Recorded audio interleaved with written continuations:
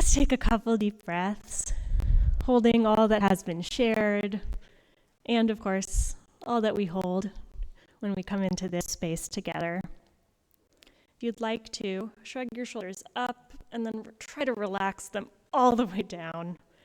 I'm always carrying my tension right there. Spirit of life and spirit of love.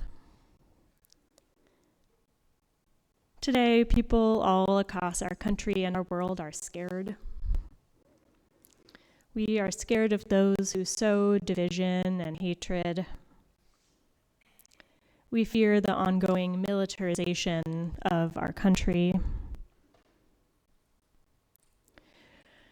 We care for those in hiding, scared they might be deported away from their families.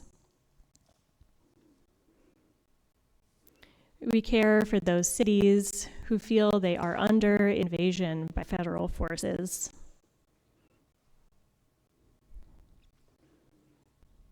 And we hold in our hearts the starving people of Gaza.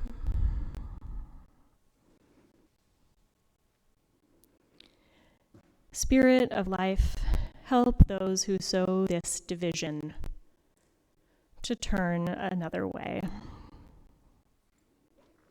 Help us to lift up those who seek to unify instead, those who see conflict and talk it out, those who do the work of healing family and societal injustice, those who go to work to care for their families despite the fear. Spirit of life, let us send our blessings out to those doing the good work of being human every day, and help us to do that work as well, despite it all. Hold us in your love and help us to find grace and room to breathe. Please join me in silent prayer or meditation.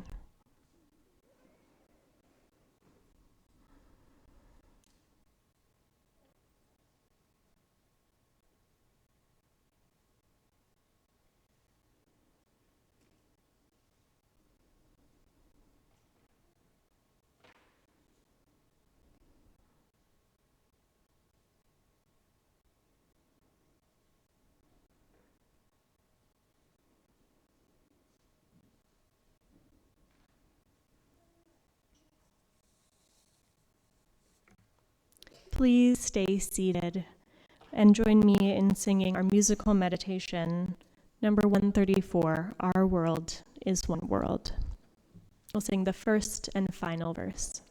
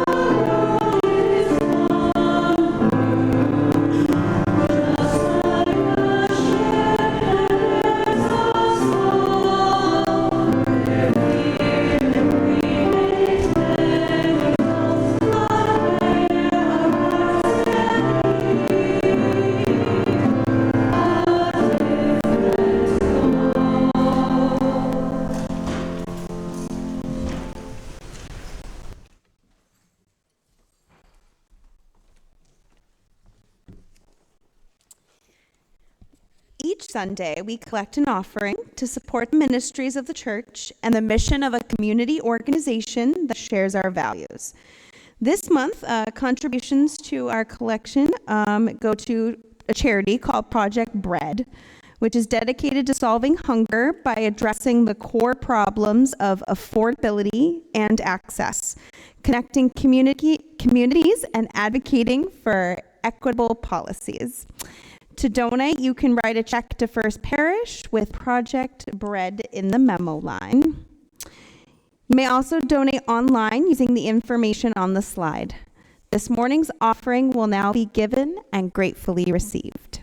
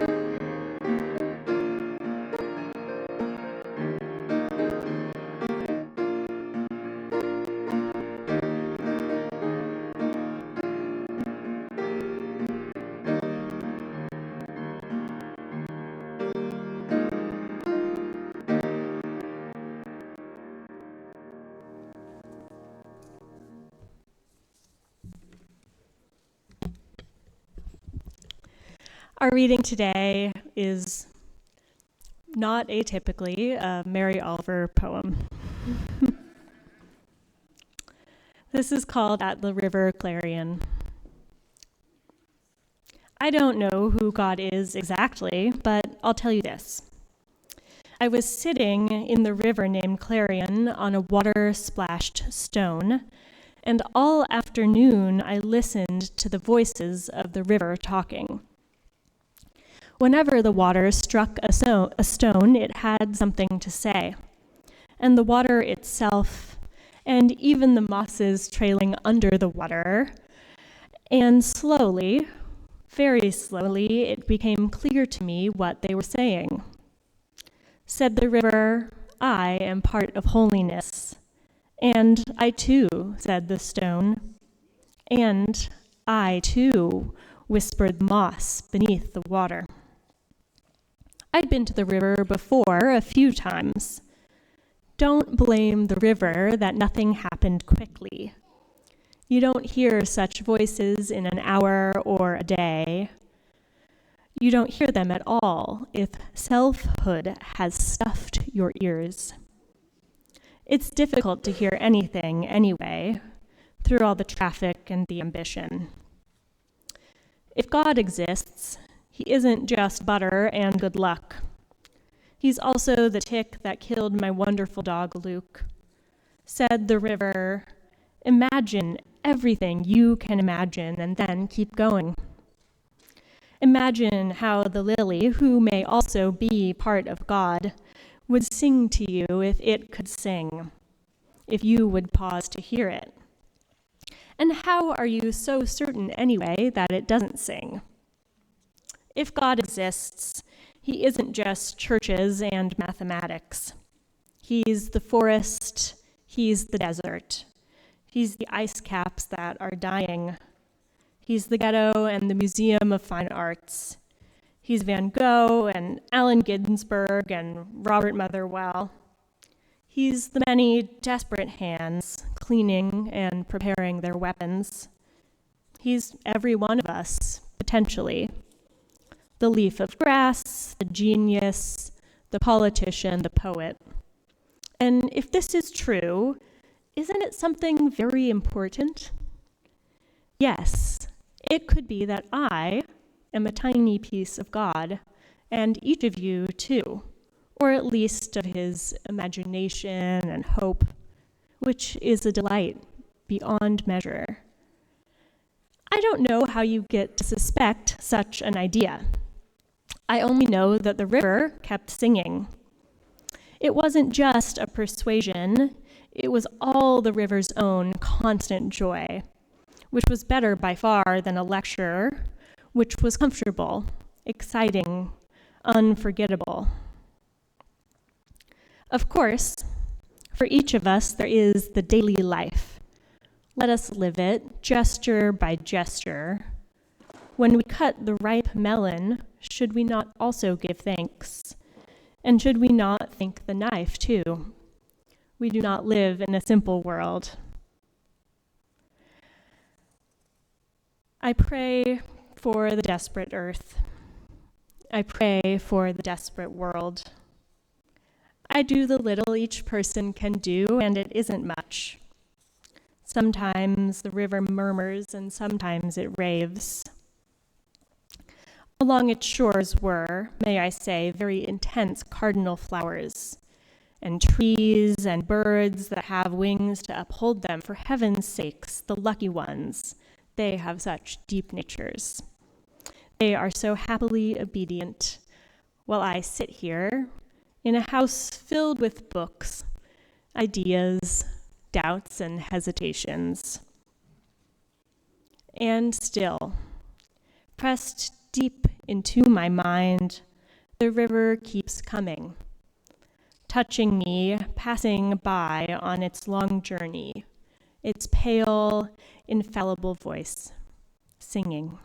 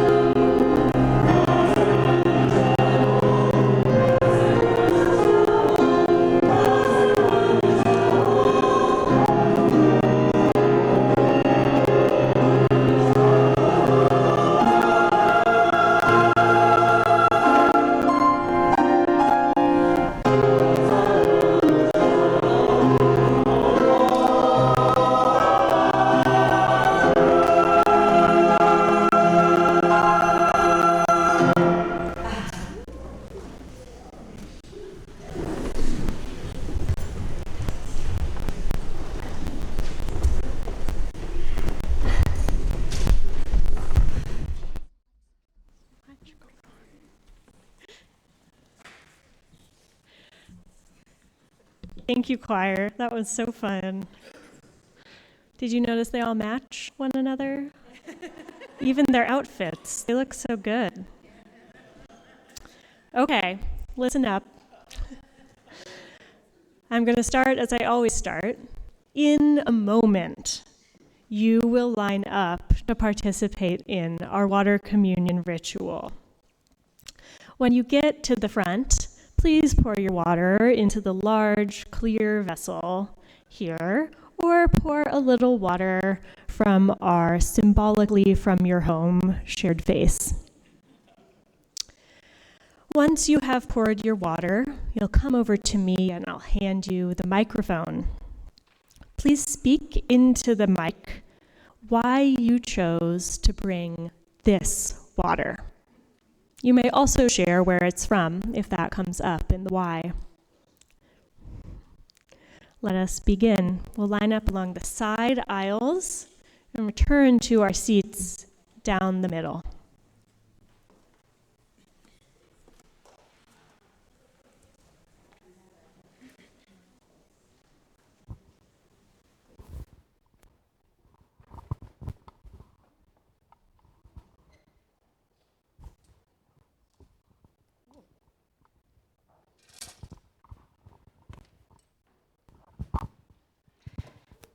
This water is from Cuttyhunk Harbor, where I have visited 10 times this year, and I've had kind of a tough summer, and it's been my harbor of refuge.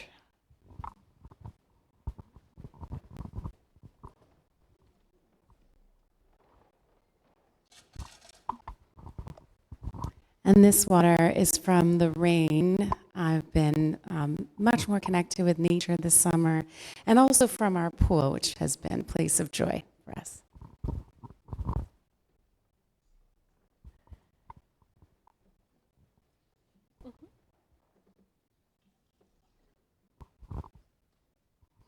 This water is from all places in New England, the Cape, New Hampshire, and Vermont.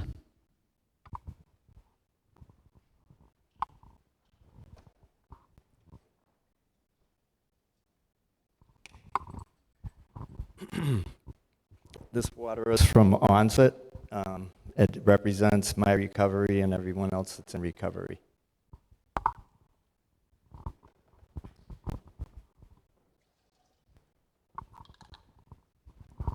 This water is from Cape Cod, where I enjoyed many days this summer with family and friends.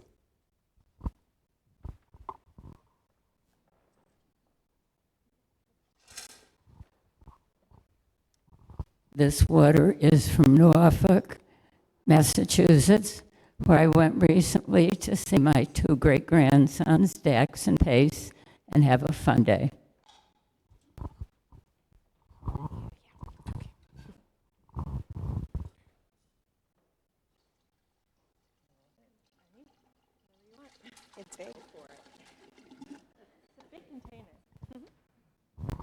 This water is, I bought it. It's from the French Alps, but I drink it every day, and I want to share it with you.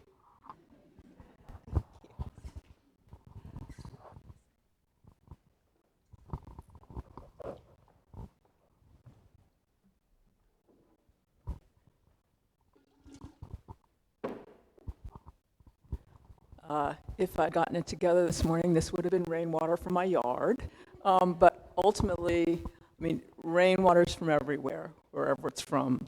And I'm grateful for it as a gardener, even though I'm frustrated at times that it doesn't come exactly when I would like it to. But we're fortunate to live someplace where no matter how dry it gets, the rain eventually returns, and we always have plenty of clean water to drink.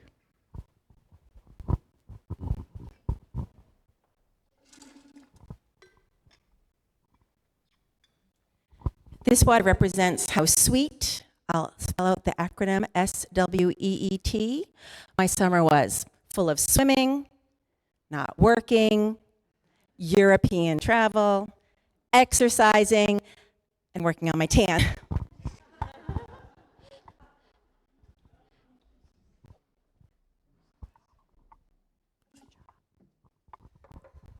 This water is from the beach.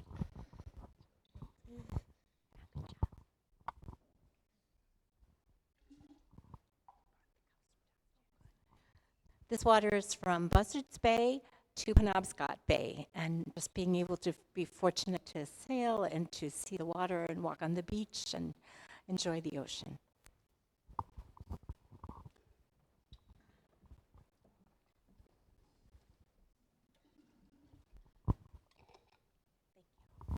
This is rainwater from my parents' house because I forgot my rainwater from my house this morning, but I am always grateful for a rainy day.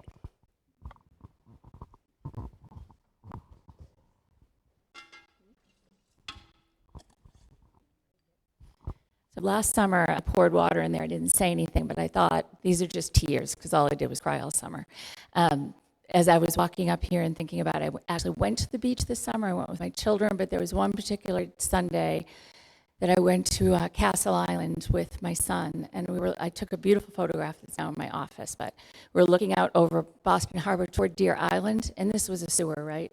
It was, and the reason I kept the picture was there's this beautiful sailboat, and felt like reclamation, like this thing that had been, nobody would ever go in. They wouldn't certainly want to walk in it.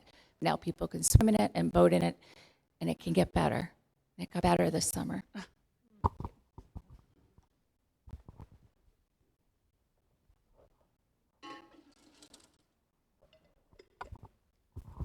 This water that's rather green comes from my rather green fountain that sits beside my patio where I get to read every day during the summer.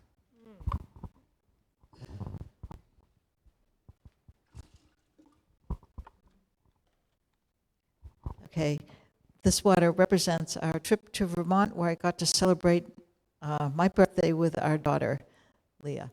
So we were just so happy. We don't get to see her often, so Dave and I had a wonderful trip up there.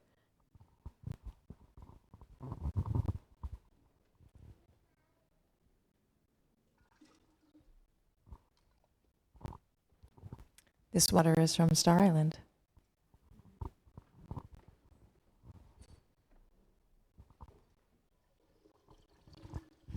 This water is from Dog Beach at Fort Phoenix, near our house in Fairhaven.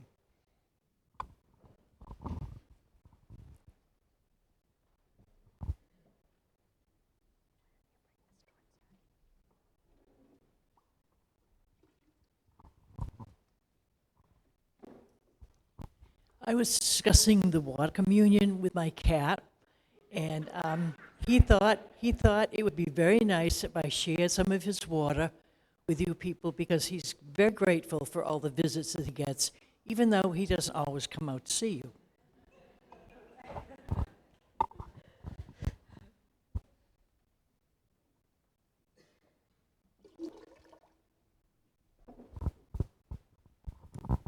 For 30 years, I've always counted on that backup water here at First Parish. And this water that I just poured represents water from my garden hose, where, of course, I watered constantly all summer the gardens and flowers. But most importantly, it represents all the fun I had with Brady James, our grandson, who just loved playing in and with the hose up and down and soaking himself. And we just had so much fun. Oh, sorry.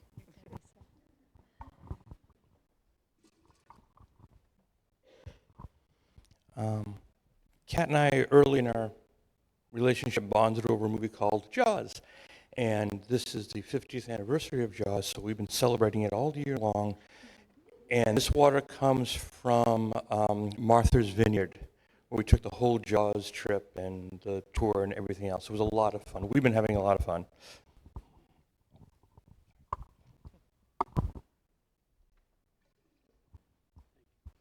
This water represents what I think is the lack of water in countries like South Africa, where I'm from, where maybe all help to support those water organizations. It's a drought going on right now.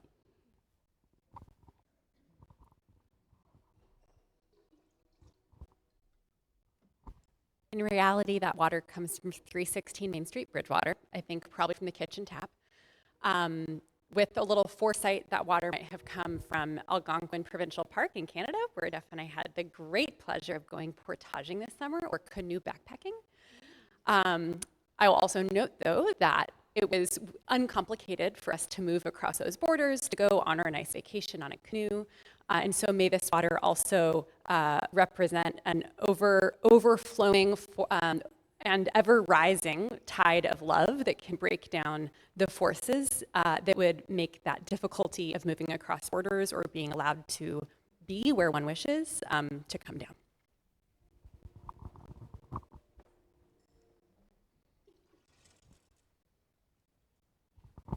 This water is from my home in Whitman, which I was happy to share with friends and family this summer.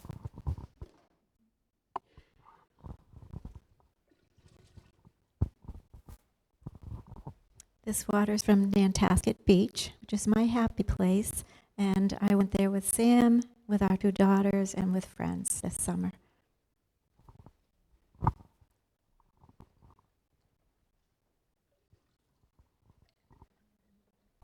This water's from my faucet, but really it's from my weekend that I had with my family where they gathered and planned my 80th birthday party. They came from all over the country. It was wonderful.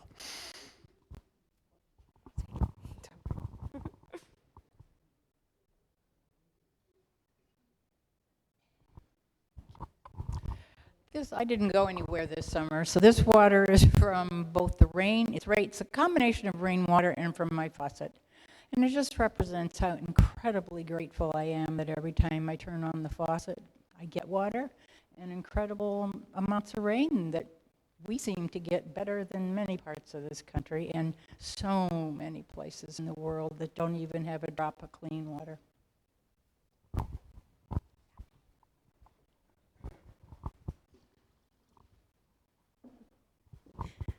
Like Lisa, I never remember my water. But that's just to symbolize the summer of fun where we had at Watson Pond and friends' pools and just hanging around the house, going to beaches, all of that. I'm going to pour a little more water in for all those folks who aren't with us today, and for the healing, for the end of droughts. Just a little more water.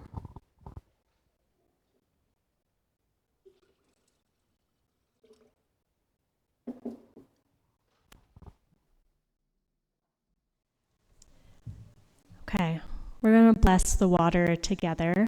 I ask you to extend your hands out, however is comfortable for you, toward our shared water. May this water bring healing.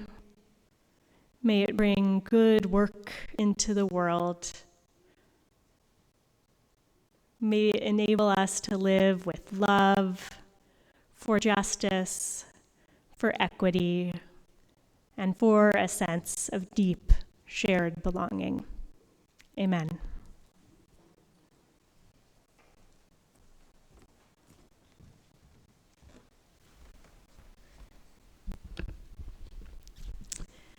It is so good to be back together, back in this sanctuary. Now, I am no geologist, so James can see me after the service to correct me. But what I know is that a watershed is an area of lakes and rivers and streams which come together into the same place. They flow to the same outlet, a particular lake, a particular river, or the sea. I have driven past signs marking watersheds. I don't know if any of you have. In Northern California, where I grew up, we would drive to the top of a mountain on a road trip to Yosemite. And at the summit, a sign would note that we were now entering a different watershed. That sign told me, something has changed here on this side of the mountain. The water flows somewhere else. The path leads somewhere different. A watershed moment is an event which changes the course of history. As Martina Thompson said in our opening reading, watershed moments are those turning points, often recognized in retrospect, moments that permanently alter an understanding. The path after a watershed leads somewhere different. This has been a summer, like the year before it, to be honest, where I often woke up in the middle of the night worrying about the path that our country is treading. How are we meant to find another way? How are we meant to get out of it? What is the right choice for resistance and action? I have just been wishing desperately for a watershed moment in our country, for something to change the path of history and turn things right side up again. I have been struck by the rhetoric that anything in our world is inevitable. The opinion columns right now are particularly insufferable to me. People trying to explain how this moment has come to be without noticing that there were many, many other paths we could have chosen together. So yes, the water follows the path that has been placed before it, but those paths, they're ever-shifting, responding to movement of earth, to beavers building dams, to human action. Of course, we can and should look to history for some of these answers. Fascists, they've been in power before. Empires have fallen before. The patterns of our world, the corruption and the persecution, the danger and the grief feel familiar. But this does not mean that our path down the mountain must be the same as it was before. It can't be. Just because people have defeated evil regimes before does not mean that the river was already headed in that direction. Our river, it's clear to me, is not currently going the way of justice. Many of you have heard this quote from Margaret Mead, where she says that a small group of thoughtful and committed citizens is the only thing that has ever changed the world. And I have to try to believe right now that it matters to be a part of that. And so I am trying to make myself a part of the people joining together to change the path, to build the dam, to clean the water, to redirect what might feel inevitable. The fascists are not inevitable. The Nazis weren't either, nor are we doomed to respond just as we have before. Historian Margaret Killjoy, whose name I envy, in a recent Substack column, points out that it's also a particularly bad time to mistakenly believe that history repeats itself. It doesn't. Certain patterns and themes and codas and choruses reemerge time and time again, but the song of history sounds different out of every throat. What has happened before is not fated to happen again. In fact, nothing is fated, not ever. Nothing is fated, not ever. The arc of the universe does not bend unless we bend it. A despot does not come to power unless people vote for him and enable him. If we believe too strongly that history repeats itself, we are taking the wrong lesson. We are letting ourselves believe that how we react does not matter. Margaret Killjoy goes on. She says it's worth, of course, systematically looking at what sorts of resistance did and didn't work under every authoritarian government we can find in history. But it's probably not worth how much time I spend lying awake trying to slot the current coup into some neat little box. Our work is to take care of one another, not just the people in this room, the big one another, to build a world which is more peaceful and more loving than the one we are flowing to right now. Our work is to continue to believe that another world is possible and to get our hands dirty to build that world, to to continue this project for all our lives.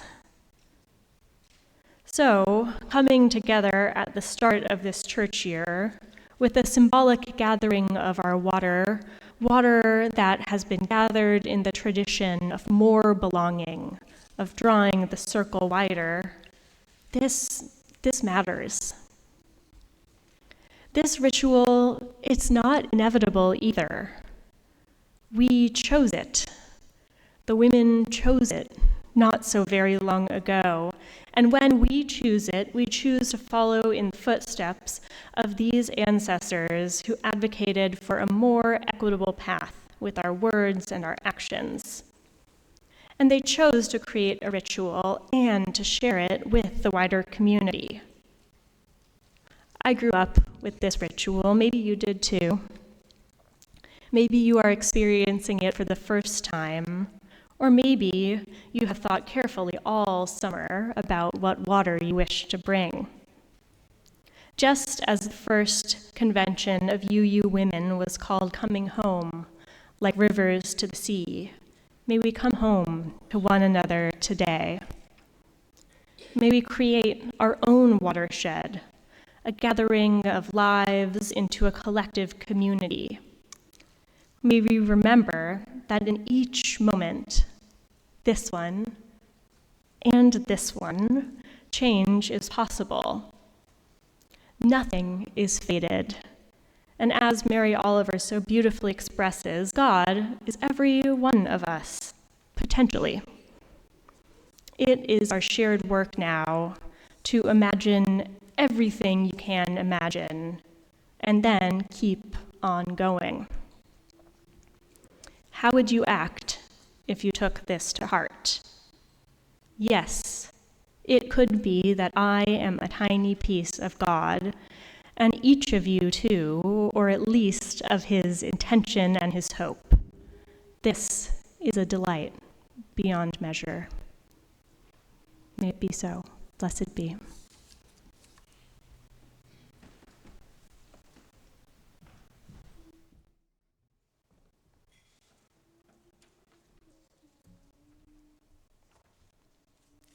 All right, let's sing. Our closing hymn is 1064, Blue Boat Home. You may rise as you wish.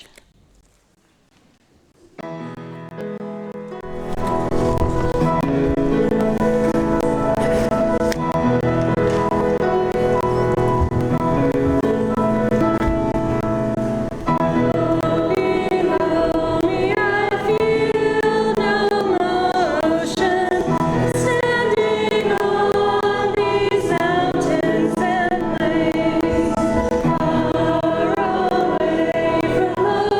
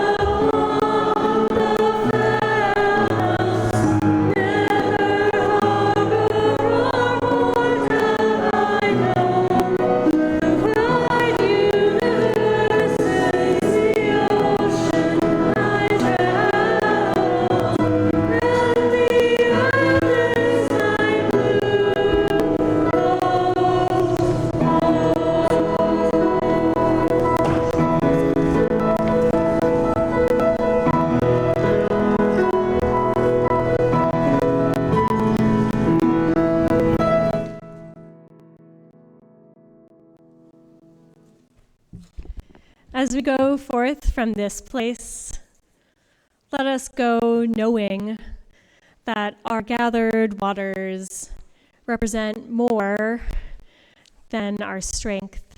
They represent our ability to change the course of history, if we so choose. Go in peace and go in love.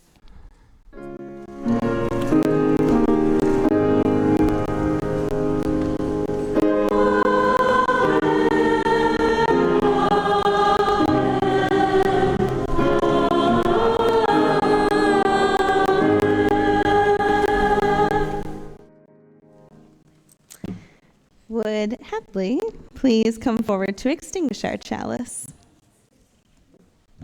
Please join me in our chalice extinguishing words.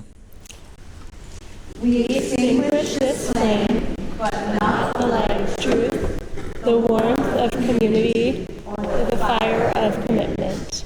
These we carry in our hearts until we are together again.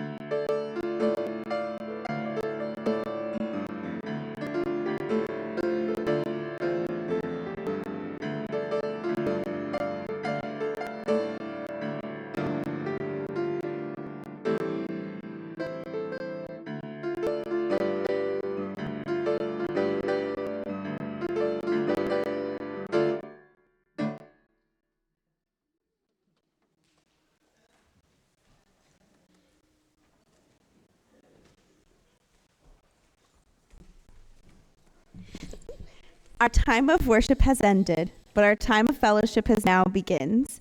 If you'd like to stay for coffee hour, please make your way to the upper parish hall, and the ushers will assist you in using the elevator as needed.